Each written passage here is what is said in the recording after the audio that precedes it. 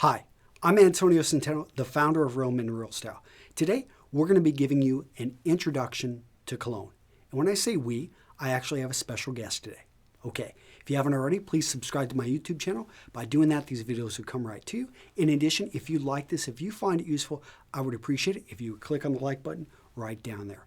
Okay, so I mentioned we have a special guest. Well, I reached out. One of the things I'm not an expert on everything. I focus on style and clothing. And there are some areas that I don't know a whole lot about. But at the same time, you all are asking for information on this. So I searched across the web, and today I'm very happy to bring you Alex over at Masters of Style. And he's another YouTube presenter just like me, except Alex focuses on fragrance.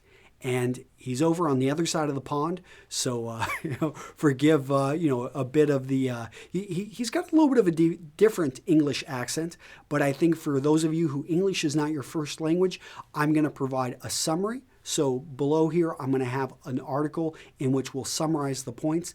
But let's go ahead and start off. So Alex, what is to get started? Give us an introduction to cologne, to fragrance. What is it? One of the most practical descriptions of perfume I've ever heard refers to it as an invisible accessory. This is a great description because fragrance is essentially an extension of fashion. Clothes and perfume share many basic categories: day and night wear, casual and formal wear, and so on. I also see fragrance as a magnifying glass able to enlarge and clarify your style, personality, and intention to the world. How is it able to do this? Ultimately by magnifying elements of nature. I like that. A magnifying glass, kind of a way to amplify how we dress in our clothing.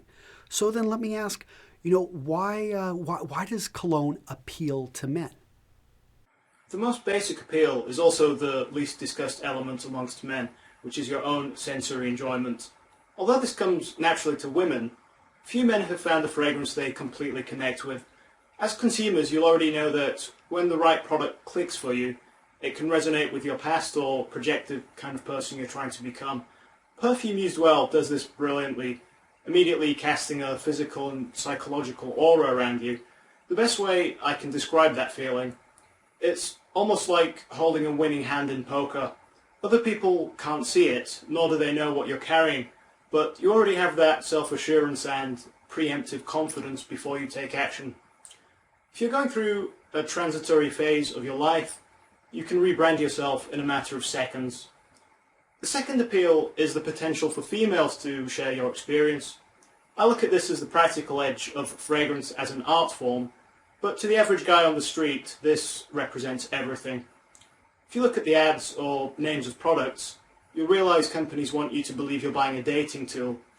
My advice is to stick with the invisible accessory model, as it gets you a lot further. I love the analogy of the winning hand. When you said that, it took me back to a time when I used to play poker, and I knew exactly what you meant and what that feeling's like. So let me ask then, what gives fragrance its unique power? What makes it special? Firstly, the fact that we can't see perfume when we wear it immediately gives it an element of mystery, which makes it something that wants to be chased, identified, and grasped. These inbuilt traits of the medium pave the road for compliments even before the fragrance finds a host. It's a medium women historically love and are reactive to. Perfume isn't flat like an oil painting. Instead, I look at it as a holographic medium, elusive, vivid, and dynamic, hyperrealism with multiple vantage points. Secondly, scent has been proven to be one of the quickest shortcuts to the mind. It can mentally take you somewhere when you wear it, be it a memory, mood, or imagined space.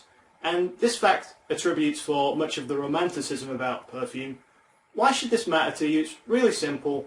By wearing fragrances, we become memorable, not only to ourselves, but perhaps more importantly to others. In this respect, I've learned to look at its character as practical romanticism. Lastly, if you take a step back, you realize that in the West, smell is the black sheep of the five senses. In fact, the word smell immediately conjures up something bad. So by embracing this art form, we start to challenge the visual world, putting ourselves and others in touch with our most neglected sense. Alex, thank you very much for the introduction to fragrance and cologne. And for those of you that want to learn more, I highly advise you go over to Alex's channel, Masters of Style. He's reviewed, gosh, it's got to be close to 100 different fragrances, so there's a tons of information. Definitely one of my favorite reviews. He reviews the Kiss fragrance, so you've got to check out this review. But Alex, again, thank you. Now, we're going to continue down this path. There's a lot more to talk about. We're going to talk about how to choose the right cologne for your personality. We're going to talk about things to look at when you're buying cologne, how to apply cologne. So there's going to be a lot more, but we're going to break this up.